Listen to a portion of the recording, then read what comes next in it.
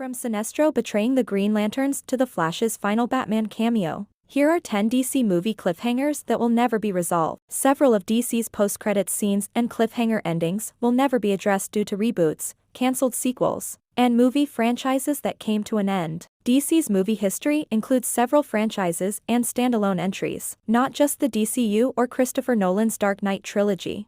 James Gunn's new DC universe means that multiple DCU cliffhangers, including The Flash's ending, will join other unresolved DC movie storylines.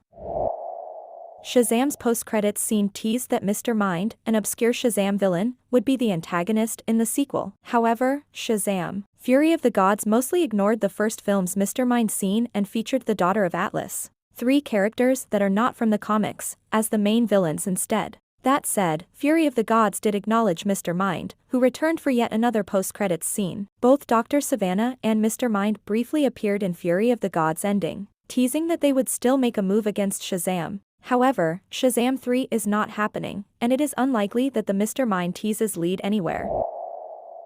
George Clooney appeared as Batman in The Flash's ending. This surprising The Flash cameo played with the idea that Barry Allen could not go back to the exact same universe he left at the beginning of the movie. Therefore, George Clooney is Batman instead of Ben Affleck. However, what exactly Clooney's Batman in The Flash's ending means for those characters and the DCU as a whole will probably never be addressed. The Flash's box office bomb means that The Flash 2 is not happening, and a new DC universe begins with Superman Legacy. The Flash's post-credits scene, which mocks the multiverse confusion, is the closest thing to a proper resolution.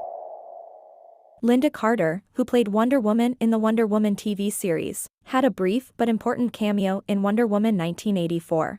Carter played Asteria, a legendary Amazon warrior who once used the golden armor. Wonder Woman 1984's Asteria flashback set up Diana using the golden armor later in the movie. However, Wonder Woman 1984's ending revealed that Asteria, played by Linda Carter, was alive. Still, with Wonder Woman 3 currently not happening and Gal Gadot's future as Wonder Woman up in the air, it is unlikely that Linda Carter's Asteria returns in an upcoming DC project.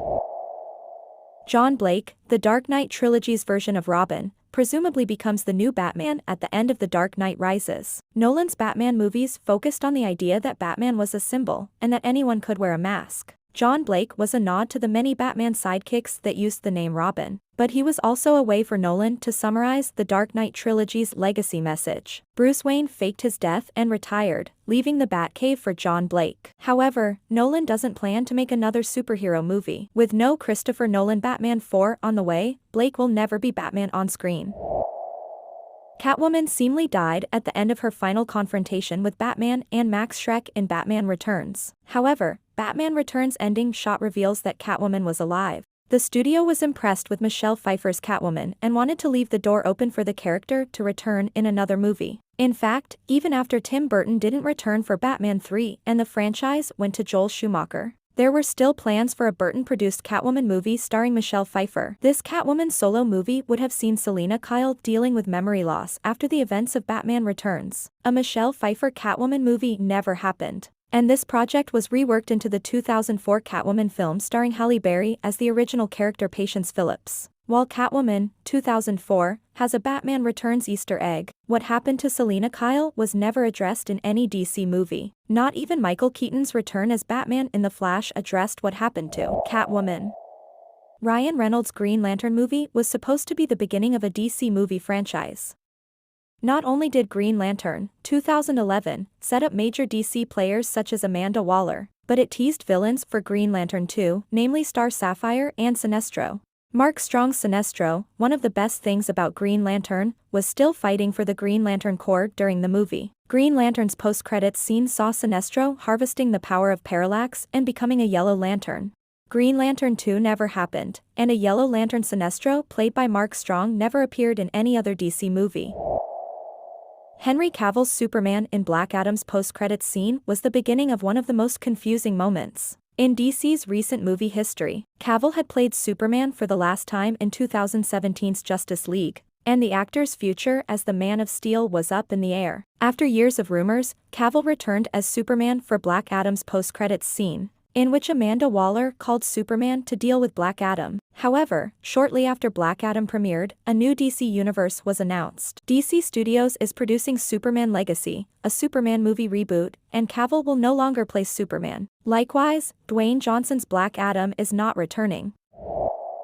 Justice League, 2017. Ends with Lex Luthor forming the Legion of Doom to counter Superman's return and the formation of the Justice League. While Luthor breaks out of Arkham and hires Deathstroke in both versions of Justice League, the theatrical Justice League cut sets up a very different sequel from the Snyder cut. The idea was for the next DCU movies after Justice League, 2017, to continue setting up the Legion of Doom for Justice League 2. However, Justice League failed at the box office, the Legion of Doom plans were abandoned, and Justice League 2 never happened.